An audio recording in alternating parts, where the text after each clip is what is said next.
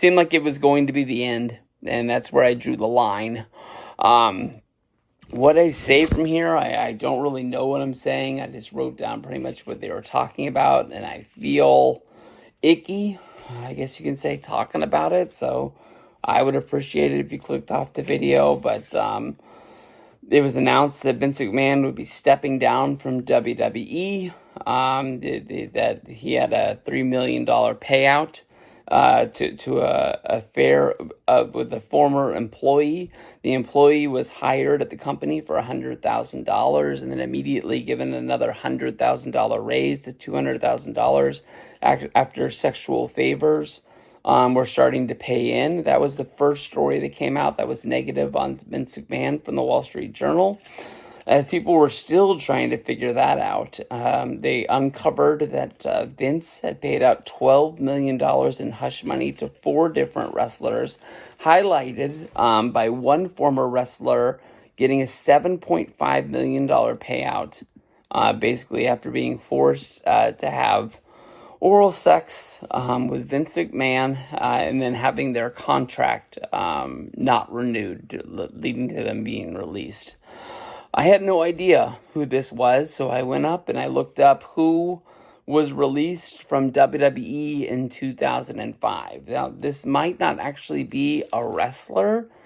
It looks like a lot of the women that were, I hope it's a woman, a lot of the women who were released from WWE in 2005, a lot of them, more than half of them, looked like they were a fallout of the Raw Diva search. Some of these women, I think, ended up getting picked back up, so I would knock them off of the list, but some of these are names that I remember, and some of them I only remember, but I don't know anything they ever did for WWE. Amy Weber, Rochelle Lowen, Lauren Jones, all of these are actor/managers. I think they were just there. Molly Holly was released in 2005. Michelle McCool was released in 2005. Of course, she would be re-signed. She had to run into the 2010s. We have Miss Jackie, who was from Tough Enough series. What is that? Season 2. She was a winner. She was married to Charlie Haas. We've got Dawn Marie, Joy Giovanni. I thought I saw more. Come on. Christy Hemme. Now, a few of those women would go on to have runs in TNA. I don't know any of them that seem like they get $7.5 million payoffs, and we're showing it off to the fact that it is what it is. Some of these names I never heard of again. Amy Weber is somebody that would pop up like on WrestleCons and like signings and things that like people were bringing her in. I got no clue who that girl is. So I'm not going to point fingers at any of them. I'm just saying those are the women that were released in 2005. After this, Stephanie steps down as CEO as Vince comes back to the company. He says that his job is to land a new television deal as well as find a buyer to sell the company to. He says that he didn't want to leave last time. He only left because somebody said that it was in his best interest. A lot of people are pointing the finger that Stephanie McMahon was actually the one that said that he should leave. He wanted to have the succession role, and once it was realized that she was coming back, that's the reason why she stepped down.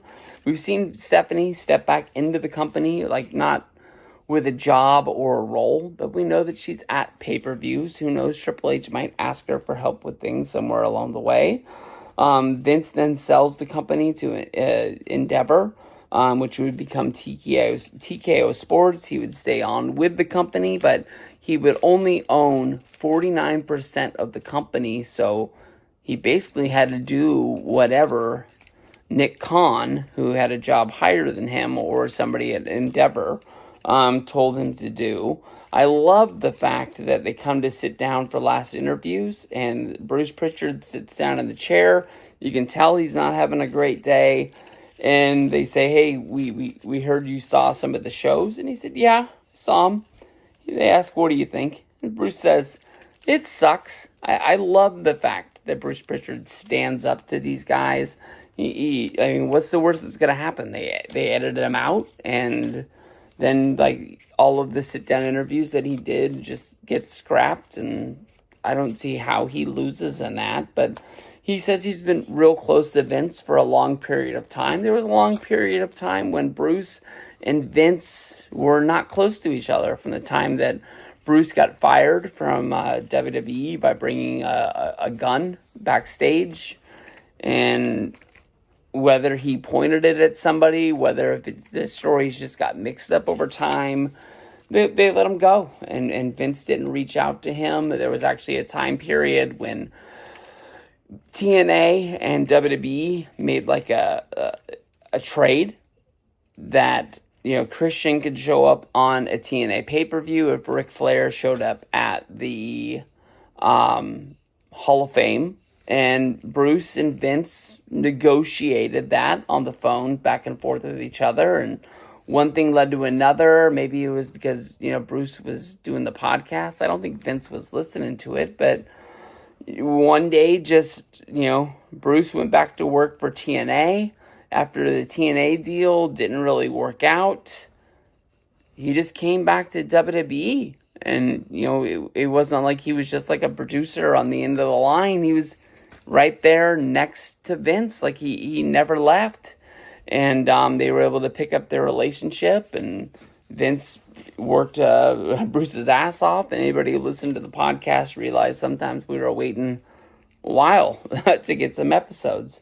But I think Bruce is a better man today, even after going back to WWE. I think it's really changed his life. From there, we go to the Janelle Grant allegations that came out with the lawsuit. As far as I know, this lawsuit is still active, but it is on hold with the stuff that's going on with Vince right now. I guess it's because it's federal or something. I don't know. They really point the finger in the papers that I read that were released. It never said his name full on, and I'm scared to say it because I don't want to get sued. But this documentary just points out a lot of allegations against Brock Lesnar. That, you know, Janelle Grant had sent naked pictures to Vince. Vince shared the naked pictures with Brock Lesnar when WWE was trying to re-sign him in 2021. Told Brock Lesnar that a part of his contract is that he can have sex with Janelle Grant anytime that he wants, and that signing the contract, Janelle Grant is part of the deal. They actually made a deal to send messages back and forth for a setup that never ended up happening. I think it was because of a snowstorm. That's weird stuff, man. It makes me really think about the Sable stuff we talked about earlier a few episodes ago.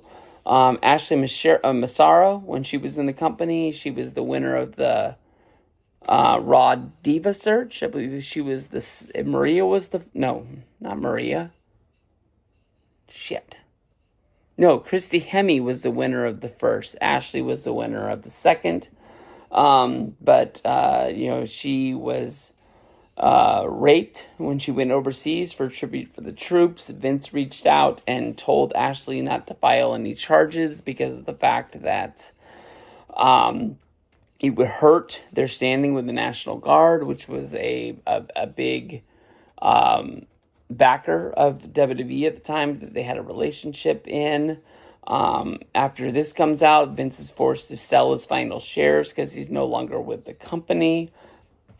And I guess he just doesn't want to be involved anymore. There's always little rumors that Vince is trying to start something up. That would be tough, even for Vince, to have a startup of a wrestling company. We've seen, you know, AEW got off the ground pretty well, but TNA, they had a real rough launch to that company.